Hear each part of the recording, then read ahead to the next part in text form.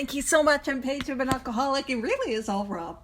I know that's now become a thing that I say. Nah, it's you. All right, we're picking up on page 28. And just like Peppa said, we're kicking off we in our turn. So the second full paragraph right at the top of the page. But it might be really helpful to give us a little bit of context of what's going on. So what happened last week? Well, what happened last week was we told the story of an alcoholic by the name of Roland Hazard. Now, Roland Hazard, he had money to burn, he had money to spend, and he couldn't stay sober. And out of desperation, he went and saw the renowned psychiatrist, Dr. Carl Jung, and worked intensively with him. And as you can imagine, he put all his money, all his effort, he put all of this into getting sober. He left and he's like, man, this time's different. And we all know what happened. He drank again. Sound familiar, right? And he goes back and he's like, what the heck happened? And Dr. Carl Jung said, my bad, homie, because that's how I describe it. But he said, I misdiagnosed you. You are an alcoholic. People like you do not recover. And Roland Hazard had this experience, I like to call it a step one experience, where he could see the inevitability of the first drink. He could see how hopeless he was. He could see that there wasn't a way out for him, and out of sheer desperation, he's like, is there any exception? And in that moment, Dr. Carl Jung gave him what became our solution in Alcoholics Anonymous. And he said, yes, there are exceptions. Those exceptions are a spiritual awakening. There have been here and there once in a while, there have been alcoholics who have had a vital, life-giving spiritual experience which has allowed them to stay sober. But this thing is not just going to happen for you. You can't hang around and hope it happens. The odds of this thing happening to you are like the odds of you getting struck by lightning. You've got to go out and find this experience. And he got involved with a group known as the Oxford Group. And they had a series of actions which later became our 12 steps. And so in that moment, our guy, Roland Hazard, he knew what the solution was, which is a spiritual awakening, a spiritual experience. And he discovered how to get it. A course of action which later became our 12 steps. And one of the fun facts that I was going to share last week but forgot was a friend of mine actually shared a picture of this like wine that had Dr. Carl Jung, like his name on it. And I'm like, what's that about? So I did the most normal thing for me to do is I Googled it. Poor Eileen, she knows if I got a question, I am just looking that up. She's like, I'll go ask your Google box. I'm like, I am. And so I looked it up. And it turns out that Dr. Carl Jung had actually invented and patented a way to de-alcoholize wine, which is to say to take the alcohol out of wine. Which I think that's a pretty interesting fun fact, considering he gave us the way to de-alcoholize alcoholics, which for us is a spiritual experience. So I just wanted to share that fun fact with you. So page 28, second full paragraph, we in our turn. Man, that review took me 3 minutes. So if you hadn't found it by then, I don't think that's on me. All right, I'm just teasing. We in our turn sought the same escape with all the desperation of drowning men. And I just want to emphasize desperation, because that state of desperation comes from one who understands what their predicament is, which is to say hopeless. And so we need to seek our escape, that escape from the inevitability of the first drink with that same desperation of drowning men. And it says what seemed at first a flimsy reed has proved to be the loving and powerful hand of God. Now, these are 2 sentences, but I'll talk about these 2 sentences for a while, and especially because we've got some people who are new, and I want to say welcome. I'm so glad you're here with us. For those that are counting days, for those that are just new to this study, you might be like, girl, she talks fast. I know, I've been told to slow down. I don't know how to do it. But I'm glad you're here. And what are those 2 lines talking about? Well, they're talking about the escape that I needed to have from the illness that is alcoholism. But first, I need to share with you how I got in that predicament, how I became a drowning person. And you see, I don't know about you, but I was living my life before I found alcohol, or up until I found alcohol. Man, I don't know about you, but I was thirsty. You know what I mean? It was like everything was dry. And I don't know about you, but I was going through life, third grade too much. I wanted out. You know what I mean? I did not have the ability to show up to the third grade. And I know the grading system is different in the UK, but I don't know how. But I did not have the ability to show up to life. It felt like it was too much. It felt like existence was overwhelming. And I went through life in this state of restless, irritable discontent. Now, that doesn't make me an alcoholic, but it's helpful to know that is what the spiritual awakening is treating. That is what we have a solution for in Alcoholics Anonymous. So if you're here today and you feel that way, you feel that restless, that irritable, that discontent, feeling like your skin doesn't fit, feeling like there's anxiety that it's just shooting out of you, that depression so bad I don't want to get out of bed, that was me. And I was walking around life so thirsty, looking for an answer, looking for a solution, but I couldn't seem to find it anywhere. And then what happened is I see maybe some friends, and they're walking along and they go up to the stream. And it seems to be a place where they're quenching their thirst. And I go up to the stream and I just cup my hands and I take a little sip of the water. And wouldn't you know, it's good. I take a little sip of that stream that is alcohol. And oh man, it was everything that I was looking for. You know what I mean? I take a drink and I experience, my shoulders fall. My skin fits. I'm comfortably numb. I'm okay. I can sit and be okay in my own skin. Man, it was everything that I was looking for. Do you guys kind of relate to that? And see why? If alcohol was giving me that relief, why would I not go back to the stream?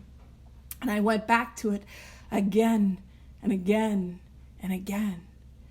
And I found myself little by little wading into the stream. But wouldn't you know it, I didn't notice it at first, but the stream turned into a bit of a river, and it had a nasty undercurrent. And I started to feel pulled. And when I describe the undercurrent, I want to tell you that is the allergy of the body. See, what happens to me is I take a drink and I feel the effects of it. I get that sense of ease and relief and comfort. And it's like a little switch that goes off in the back of my head, and it tells me more. And the more that I drink, the louder that more gets. You see, I take a drink, and that drink demands a second. And that second insists on 4, and that fourth drink will not relent until I've had 8. You see, I take a drink, and something sets off in me. And off I go. And I drink until I black out, pass out, run out of ways, means to get more alcohol. That's my experience. And that's the undertow. I overshoot, I overmiss the mark, and I take that drink and it takes me. And what happens is little by slowly, after a while, that current, that undertow, it takes me. And I begin to get pulled. And at first, it doesn't seem so bad. My feet can it can continue to touch the bottom. But then it gets worse. And you see, I don't know about you, but the longer that I drank, the more consequences began to pile up in my life. You see, I don't know about you, but I began to do things I said I would never do.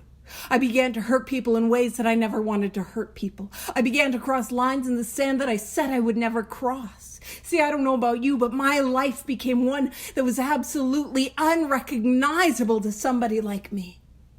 And I knew I had to get out of the river. For a while, I would just try to tread water, and it's like, it's fine, water's great, come on in, because I didn't want to give up the only thing that gave me any relief. But there was a sinking feeling of dread as that current took me. And I start to get a deep and profound sense that I am out of control, and I got to get out of this river. And so what that looks like in my life is that me saying, that's it, I'm never going to drink again. I'm done. I don't want to do it. I can't do it. I'm never doing it again. And I meant it. And so I would do everything and anything that I could do to stay sober. And I don't know about you, but here's my experience. I did not try everything, but everything that I tried failed. And I would say, that's it, I'm never going to drink again. And I would grab a hold of, there'd be some debris. You see, the longer a river is at flood, the stronger it gets. And that's what happens. And you see it pulls this debris in, and I see a little chair floating by, and that's that chair of willpower. I'm just grabbing a hold of that like empty chair of willpower, and it just, man, that Staples didn't make that office chair correctly, because it is spinning around and my willpower ain't working. And then I'll do the classic. When there's a solution, let's talk about it. What comes floating by? And I'm like, I'm going to stay sober. So I grab a hold of it. It's a door. And some of you guys might have clocked it already. I'm talking about the Titanic. We had that reference at the start of There's a Solution. We're going to bookend it. And that door is a relationship. Now, you guys would never grab a hold of a door of a relationship, but I can fix them. And I grab a hold of that. And some of you guys know, Paige, that didn't work. Didn't work out so well for Jack. And I will say it wasn't the space on the door. The issue was buoyancy. And it was buoyancy for me. I could not stay afloat and try to keep him afloat, and I was drowning, and back into the drink I went, that's a double metaphor. It wasn't clever, it just came out of my face. Alrighty. And then what comes by is, I try, work, and it's like a tree branch that's coming through, and I'm going to focus on work, or I'm going to focus on school, and I'm going to give it everything that I got, but it's starting to poke at me, it's starting to prickle at me, and I can't stand how I feel, and in the drink I go again. And then we got the logs, the various logs of the ways and means that I try to get sober. And here's the thing, is I grab a hold of them with everything that I've got. I'm grabbing for these logs. I'm grabbing for the door. I'm grabbing for the branches. I am grabbing. But if you know, logs and water, they are wet, and I can't get a grip, and I can't pull myself out, but I'm doing everything that I can. And see, that's the thing, is I am trying to stay sober, but it has no effect for somebody like me. And into the drink I go. And what that looks like in my life is I'm out there and I want to stay sober. I need to stay sober. I'm trying the job. I'm trying school. I'm trying the relationship. I'm trying various outside supports. I'm trying all these things. But a day, a week, a month, several months down the line, I got a thought in my head that tells me this time will be different. It tells me nobody will ever know. It tells me I just got to get it out of my system. It tells me, F it, and off I go. It's a case of the Sudleys where I'm doing everything that I can to hold on to the log, and I think I'm doing well, and I'm in the drink, and I don't know how it happened. But then there's also those times where it's on me. Like I'm holding on to the log, and I can see I can't hold on any longer, and I just let go. I don't have the ability to stop myself from taking the first drink. And that is alcoholism. And so I'm grabbing and I am grasping for anything that I can think of, but I begin to see the hopelessness of my predicament. This river is at flood, and there is nothing that I've been able to grab onto to get me out of it. And I know that I can't last in this thing any longer. Man, my feet have long since stopped touching the bottom. I've got nothing against this thing.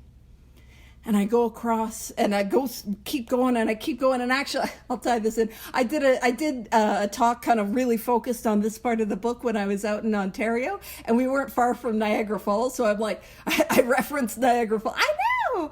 And so I referenced Niagara Falls. And it's like what happens is I start to look behind me, and I hear, and it's like, Niagara Falls is coming up. There's nothing I can do to stop me from going over. And if I was going over in a barrel, I promise you, I was the one that drank the barrel. Yeah, that is a very niche Niagara Falls reference. I know Rob got it. I don't know if anyone else did, but that one. And we're heading towards it, and I can see that there is only destruction that lays before me. There's no way out. And I'm grasping and I'm grabbing, and I see the hopelessness of my predicament, and what I see is a flimsy reed just hanging off the riverbed.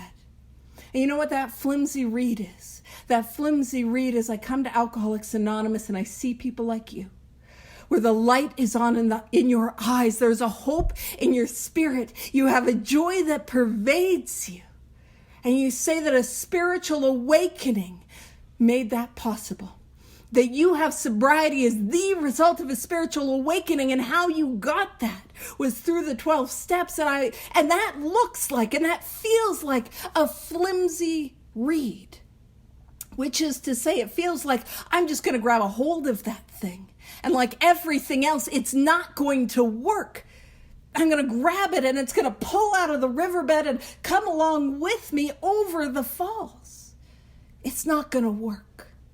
But out of sheer desperation, I know that there is nothing but doom that lies before me.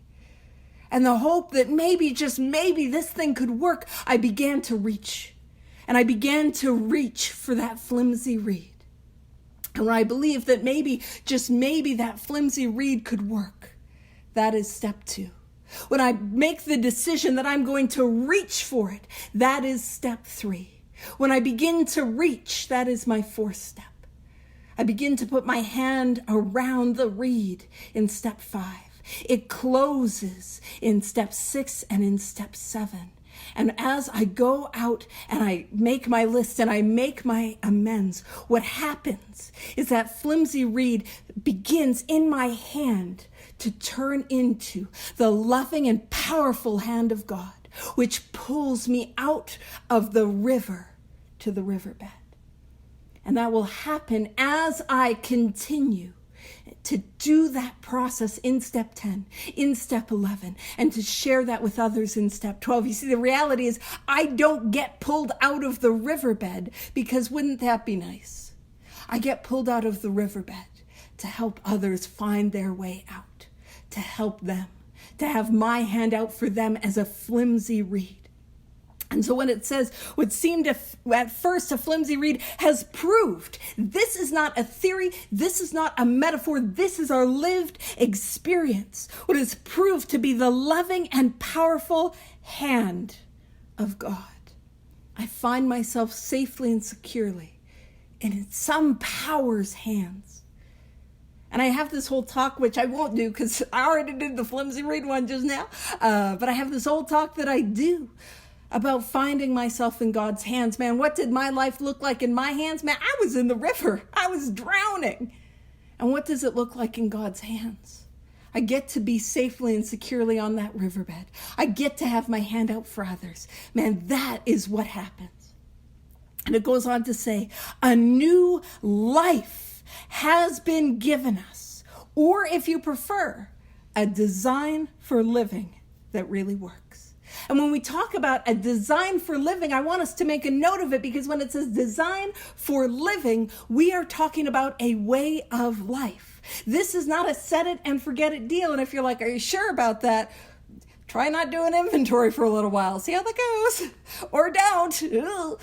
But truly, it is a new life, and a life is one that has to be lived. A design for living is a way of life. So these 12 steps aren't a project that I get done, like cleaning out the gutters. I promise I don't do that. I am not safe on ladders. But if somebody was like, you can't go on the ladder, you better know. I'd be trying to climb it. I'm like, I can do it. Let me do it. Poor Eileen knows what it's like. Paige, I don't think that's safe. Off I go. It was a good trip.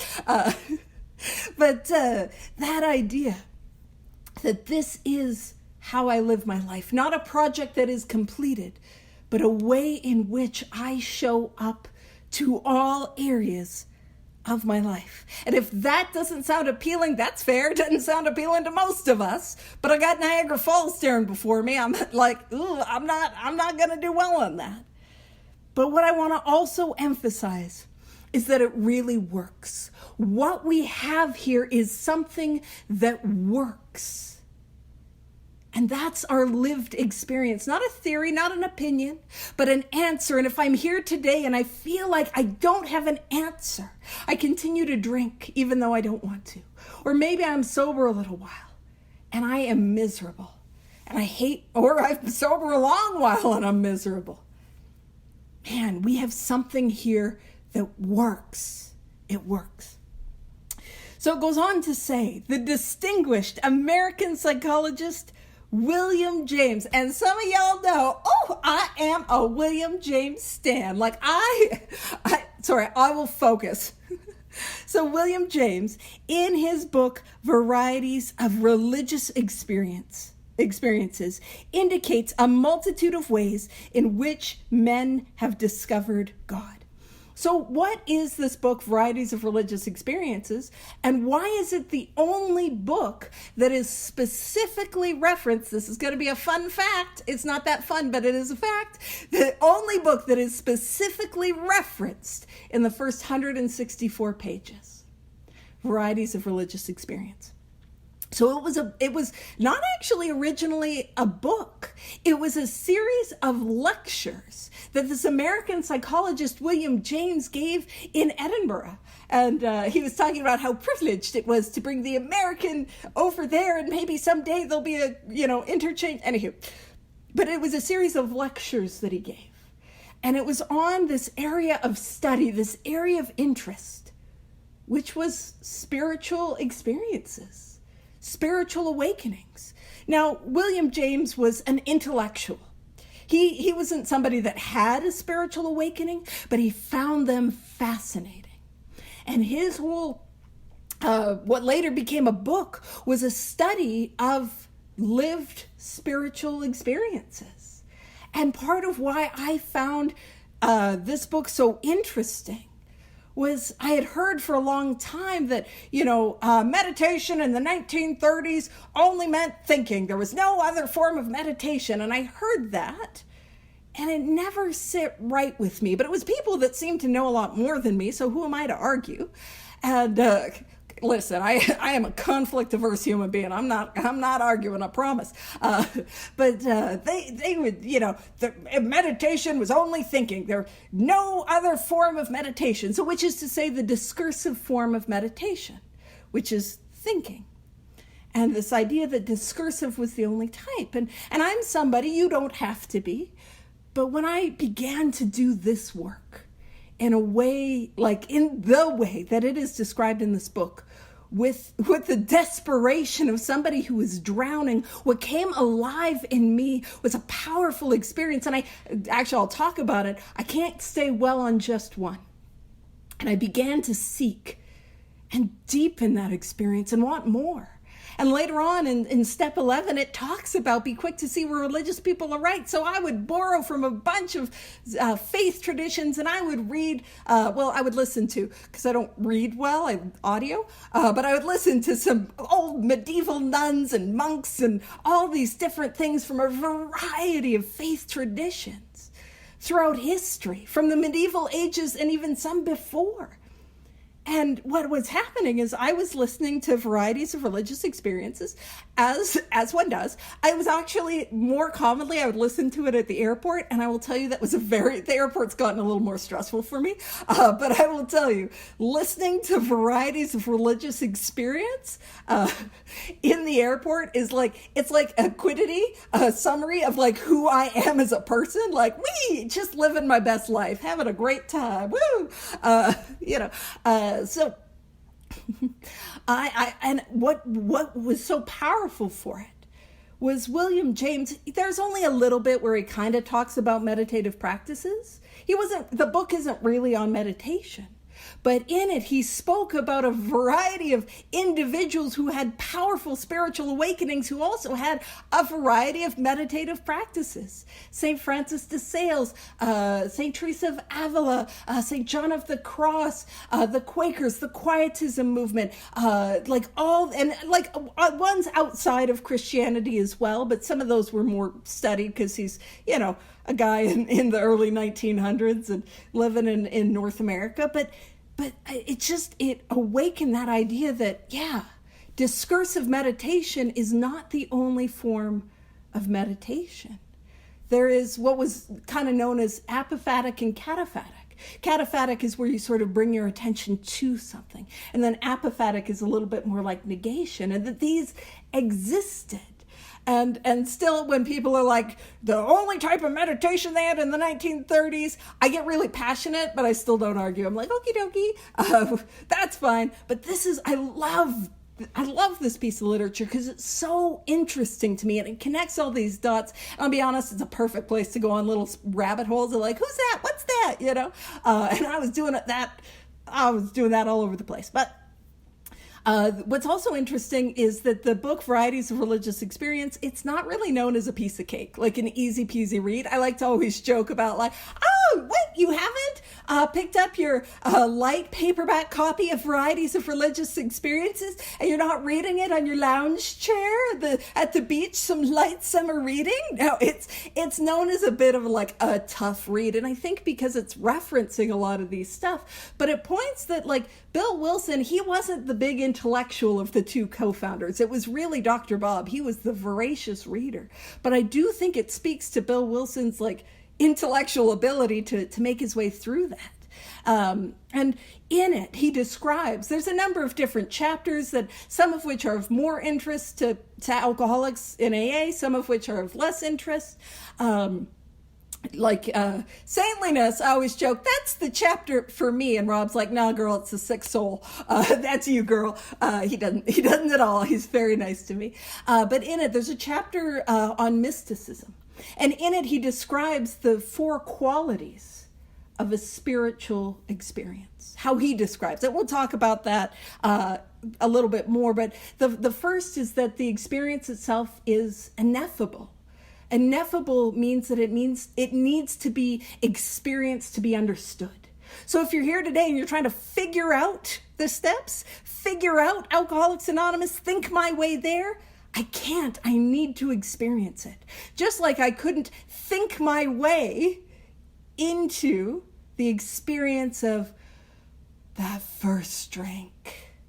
You know what I mean? I had to take that drink to have that experience. I need to take the course of action that is the 12 steps to have the spiritual experience. And so ineffable. He also describes it as transient, which is to say the experience itself has an expiration date. So the spiritual experience itself does not last, although there are elements of it that last. And so he talks about that, you know, there were a lot of people, some mostly not alcoholics, although there's a couple really interesting stories about alcoholics who got sober in his book. But in it, he spoke about that a lot of people would have an experience and then sort of relapse in the behavior. But what they would not lapse in was their faith. And so it's a reminder that I cannot settle for one spiritual experience. Just like, and I don't think too many people who are hanging out with me on a Wednesday, and you know I love you, too many of us were settling for one drink. I can't settle for one experience. I need to grow it. I need to seek more. I need to have more. He also described, so it is ineffable, transient. There's an element of passivity, which is to say he couldn't make it happen. It happens to us. Now, in 2025, just as Carl Jung told Roland Hazard, dude, you can't just hope this thing happens to you. You've got to go out and find it. What we have found is through the course of action that later became our 12 steps is a way to produce a spiritual experience every single time. If I do this thing quickly and thoroughly, if I go after this thing, that experience will happen to me. That's what it's saying. So ineffable, noetic, noetic. So the fourth one is noetic. You can tell I'm not going from my notes. I'm going from what little noodle power I have. And I'm like, which ones have I said and which ones haven't I said? So noetic. And that's where divine truths are revealed that you could not otherwise know. And you might be like, girl, you're telling me I work some steps, I sponsor some drunks, I'm going to get those lotto numbers? No. Especially if you are also somebody who qualifies for Gamblers Anonymous. Absolutely not. But what are some truths that I could not otherwise know? Some deep and profound truths are, I don't need to take that first drink. You see, I tried all my mental exercises, all my mental powers to not take that first drink, and it couldn't work. And so the removal of the obsession of the mind is an example of a noetic experience, but I'll share with you another that is mine. You see, by the time I got here, not even by the time I got here, by the time I got to the third grade, I was talking about that. By the time I got to the third grade, I was absolutely convinced, and you could not change my mind, that I was the biggest piece of garbage that ever lived, the biggest piece of garbage that ever existed. And what is a noetic truth? That I'm loved by a power that I can't even imagine, that I'm of use to others. And man, if you knew me, knew me before, you'd be like, she's saying what now? I was so miserable and I hated myself with such an unparalleled vitriol. That's who I was. And so that's kind of, I'm trying to say, that's all I'll say about varieties of religious experience. But as soon as I try to shut that door, I'm like, but actually, have we talked about Jerry McCauley? And he was an alcoholic who got sober, and his wife was also an alcoholic and a prostitute. They had spiritual awakenings, started a rescue mission to help other people, to give them food and housing, and it still exists today in New York. So that's my last thing. Going to shut the door on that. Maybe I shouldn't make promises I can't keep. I really enjoy varieties of religious. I just find it interesting, So the distinguished American psychologist William James, in his book Varieties of Religious Experience, indicates a multitude of ways in which men have discovered God. And actually, I lied. Liar, pants on fire over here. In the book, it gives information, but it also gives a lot of stories. And you'll notice that that's a bit of how the big book is formulated. Here's some information, and here's a story based on the information, that lived experience. And William James actually met Dr. Carl Jung. They met at the Clark Conference in 1909, and they actually went for... Carl Jung reported writing a letter that they met over 2 dinners, and it was a powerful experience that affected Dr. Carl Jung. And so again, those synchronicities, those moments where if these people don't meet, if these people don't connect, would we still be here today? And part of why I'm interested in the history, whether it's the history that's zhuzhed up a little bit, pageified, where Rob's like, that didn't happen like that. And I'm like, I know! Or whether it's the actual history, how it happened. Man, I can't deny the presence and the power of something in that. And so it says, so there's many ways to paths, conceptions, experiences. That's what's described. And it says, we have no desire to convince anyone that there is only one way by which faith can be acquired. This is a book that is published in 1939. And the book is saying, we're not saying that there is one way, one power, one idea. And how refreshing is that? It goes on to say, if what we have learned and felt and seen means anything at all. And I want to point something out about what we have learned and felt and seen. That this is not our opinion.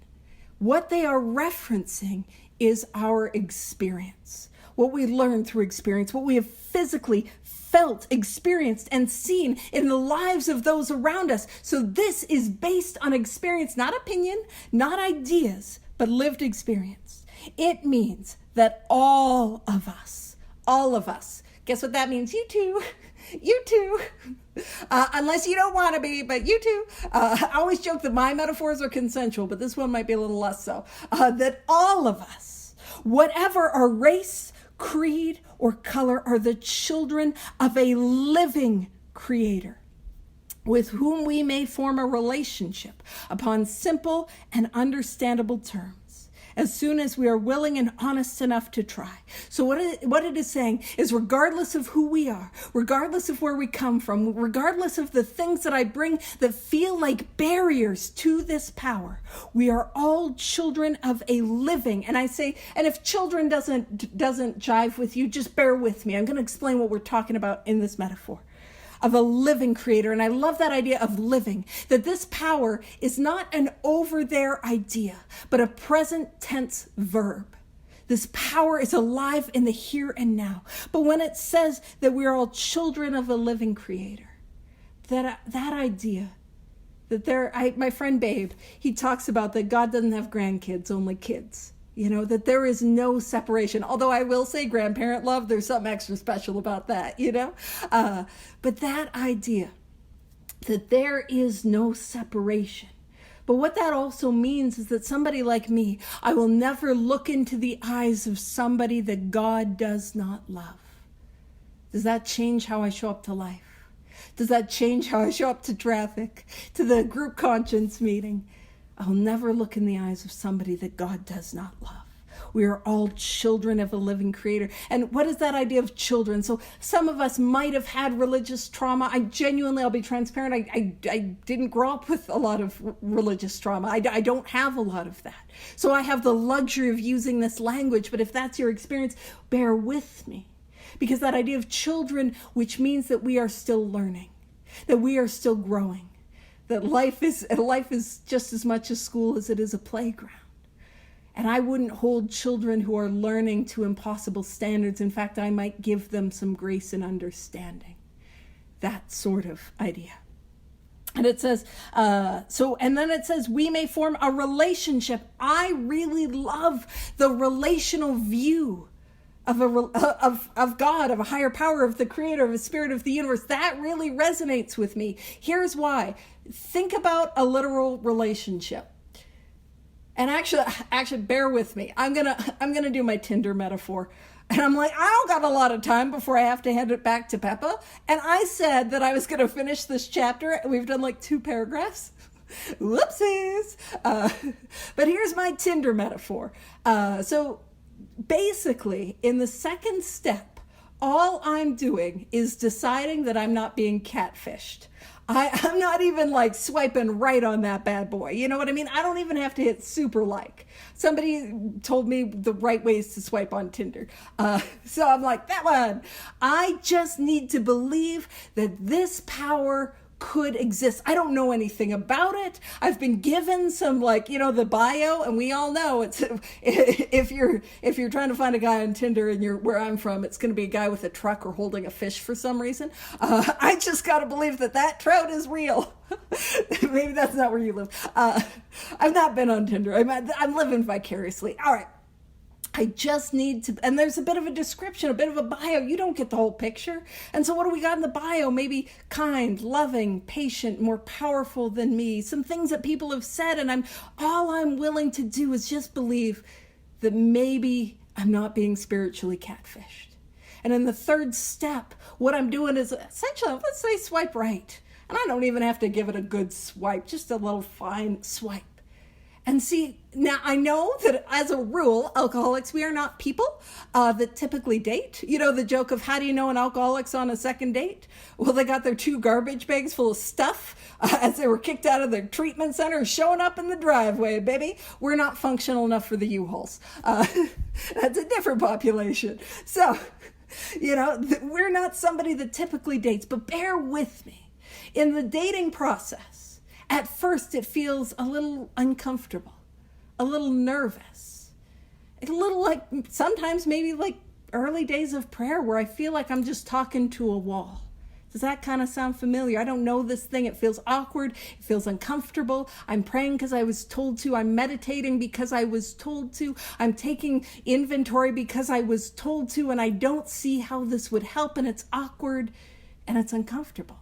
Now, sometimes people say it is with time, but it is not with time that a relationship changes. Imagine you go on one first date and 2 years later you go on the second date. We're not feeling more connected to this thing. This power, this person, I'm not feeling any more connected. How do I build that connection? With consistency. And what I have found is that Alcoholics Anonymous, the 12 steps are all about consistency.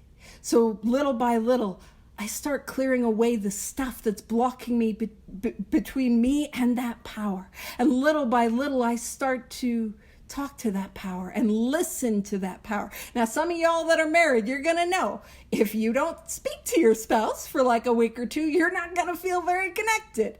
Now, this is key. And I really hope this is not news to anyone who's in a relationship, but just in case, if you do not listen to your spouse, just making it real clear, for like a week or two, you're not going to feel very connected. Just relationship tips. If you're not doing things together, if you're not having experiences together, you're not going to feel very connected. If there's, and you know, when you're in a fight and we're not acknowledging that it's a fight and there's that unspoken thing, if there's those unspoken things between me and the other person, I'm not going to feel connected. And the purpose of the 12 steps is to build that relationship. But just like a marriage, again, I don't want to ruin it for anyone, but just like a marriage, there's no ta-da, I'm done, all done, I did the marriage, you know? It is, I really hope this is not news for anyone, especially those of you guys that are married. Like, what? Not marriage all done? No, you need to continue. Continue, and that's what this thing is like. And so that is part of why I'm so big on that relational view of this power, that I build it, I deepen it. And that person, if we take it to that metaphor, that person that I felt so unsure of or uncomfortable becomes that person that I want to go to. You know, when you've just had that worst day and you can't wait to just unload, although we should be doing columns, we can't just wait to unload on our spouse and just be like, oh, this was the worst day. And we can't wait to go to them for that sense of comfort. Or, you know, when it was just the best day and you're so excited and you can't wait to share that joy. That's who that person becomes. But again, not with time, with consistency. And if I'm feeling that disconnected, that is okay. But that tells me I got to do some stuff. I got to do some stuff to rebuild, to reconnect, to deepen that relationship. So what is asked of me in this is that I try. I need to be willing and honest enough to try. And if I look at my actions, am I giving it a fair try?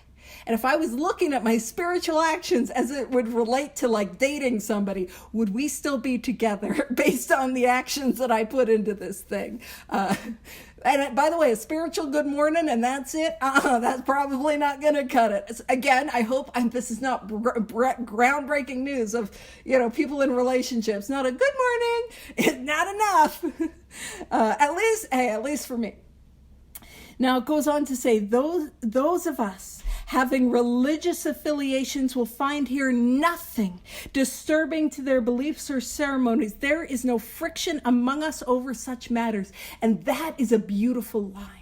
Because it doesn't matter if you come with religious trauma and we need to have work through that religious trauma. It doesn't matter if you come with some belief, no belief, if you have beliefs that or religions or faiths. Man, this is a thing that works regardless. And as somebody who likes to seek through a variety of step 11 practices and seeking from various spiritual paths, one of the things that I have found is that if it is true, it is true. And you will find it in spiritual literature and spiritual experiences throughout time, throughout race, throughout culture. You will find it if it is healthy spirituality. And there's something about Alcoholics Anonymous.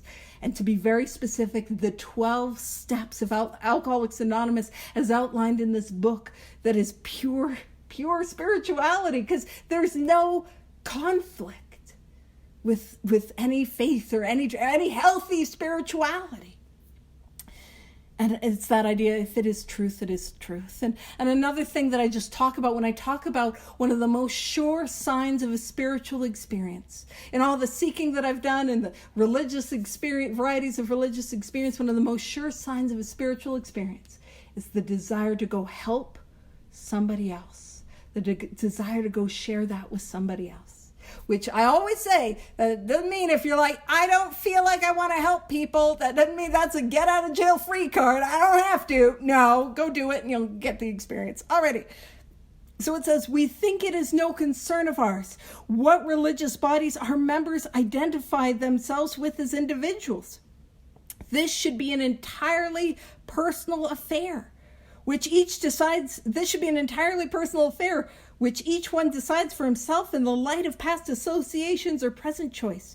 Not all of us join religious bodies, but most of us favor such memberships. So again, if you got some religious trauma, I'm reading that and it's like, whoa, yeah, you're trying to push religion on me? No, let us break it down and let's contextualize this. So it would be after I've taken the bulk of these 12 steps and I'm continuing to, I've written inventory, I shared it with somebody, quiet hours 6 and 7, gone out, made all my amends, I'm active in 10, 11, and 12, I'm working with others, and I have this desire to seek. In 1939, where would I find people who are further along the spiritual path? Because in 1939, 1940, 1941, I might have a copy of this book. And if you're wondering what these are old words of the day. Not today. So if you're like, oh, which word is that? No, that's an old one. They're stickies from Peppa's house. They're Chloe's. Little sticky notes. But if I know, why am I like this? I should know because I've written a whole lot of inventory. But it's that idea that if I only get a copy of this book, I can identify myself in this book and I can follow its directions and go on to help others. But I might not even, in the 1930s, early 1940s, I might not even have a sponsor. There's no meeting. I'm the person with the most sobriety. And I might want some direction from somebody who's further along the spiritual path. Where would I find it in the 1930s? There's no podcasts. There's no meditation apps.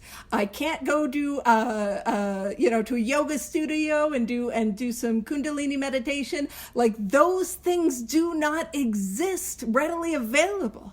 So maybe I could go to the library, but most people would probably go to their local church. And if you don't want to, you don't have to. But I want to contextualize that part of what it's saying. So it says, not all of us join such memberships or such religious bodies, but most of us favor such memberships. So again, that was in the early 1930s, referencing, or the mid 1930s, that's what they were referencing. So I got 3 minutes left. I've done literally 2 paragraphs. So join us next time where I will hopefully finish this chapter, because 3 minutes left and somebody's got to turn it over to Peppa. And so I'll do that right now. Thank you.